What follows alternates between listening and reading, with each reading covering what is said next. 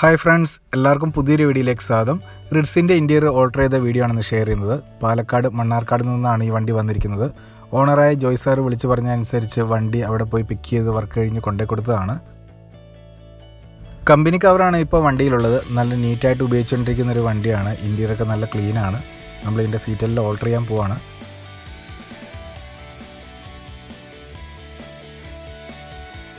റിഡ്സിൻ്റെ work കഴിഞ്ഞ് കിടക്കുകയാണ്. നമുക്ക് അതിൻ്റെ ഇൻറ്റീരിയർ ഒന്ന് ചെക്ക് ചെയ്യാം. ഈ വണ്ടിയിൽ ഫുള്ള് വർക്ക് ചെയ്തിട്ടുണ്ട്. Steering cover, door pad, seat alteration, hand brake, console box, അങ്ങനെ എല്ലാവിധ വർക്കും ചെയ്തിട്ടുണ്ട്. മാറ്റ് ഫിനിഷിംഗ് ബീജും ബ്ലാക്ക് കളറുമാണ് സീറ്റ് വർക്ക് ചെയ്യാൻ വേണ്ടി ഉപയോഗിച്ചിരിക്കുന്നത്. ഫ്രണ്ട് സീറ്റ് രണ്ടും ഓൾട്രേഷൻ വർക്കാണ്. തൈ സപ്പോർട്ടും സൈഡും വിങ്സും കൊടുത്ത് ബക്കറ്റ് സീറ്റാക്കി എടുത്തിട്ടുണ്ട്. നല്ലൊരു കംഫോർട്ട് യാത്രയായിരിക്കും ഈ വണ്ടിയിൽ.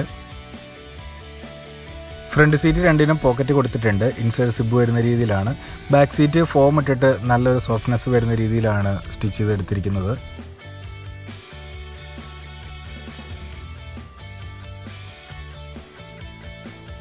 ഡോർ പാഡ് ഫുള്ളായിട്ട് ബീജ് കളറാണ് കൊടുത്തിരിക്കുന്നത്. ലൈൻ ഡിസൈനും കൂടെ കൊടുത്തിട്ടുണ്ട്. സീറ്റിൽ ഡിസൈൻ കൊടുത്തിരിക്കുന്നത് ഫ്രണ്ട് പോർഷൻ ഫുള്ളായിട്ട് ബീജ് കളറും സൈഡും ബാക്കും ബ്ലാക്ക് കളറുമാണ്. ഫ്രണ്ട് സീറ്റ് രണ്ടും ഓൾട്രേഷൻ വർക്കാണ് ചെയ്തിരിക്കുന്നത്. തൈ സപ്പോർട്ടും സൈഡ് വിങ്സും കൊടുത്തിട്ടുണ്ട്. തൈ സപ്പോർട്ട് ഫ്രണ്ടിലേക്ക് ഇങ്ങനെ ചാടി കിടക്കുമ്പോൾ എല്ലാവരും സംശയം ചോദിക്കാറുണ്ട്, ലെഗ് സ്പേസ് കുറഞ്ഞു പോകുമോ, അതുപോലെ തന്നെ സീറ്റ് പുറകിലോട്ട് ഇറക്കിയിട്ട് ഡ്രൈവ് ചെയ്യേണ്ടി വരുമോ എന്ന്. ഈ വണ്ടിയിൽ കമ്പനി വന്നിരിക്കുന്ന ലെഗ് സ്പേസ് മെയിൻറ്റെയിൻ ചെയ്തിട്ടുള്ള ആൾട്രേഷൻ വർക്കാണ് ചെയ്തിരിക്കുന്നത്. അതിനനുസരിച്ചുള്ള തൈ സപ്പോർട്ടും സൈഡ് വിങ്സാണ് കൊടുത്തിരിക്കുന്നത്. ഈ വണ്ടിയിൽ അങ്ങനെ ലെഗ് സ്പേസിൻ്റെ പ്രോബ്ലങ്ങൾ കാര്യങ്ങളൊന്നും ഉണ്ടാവില്ല.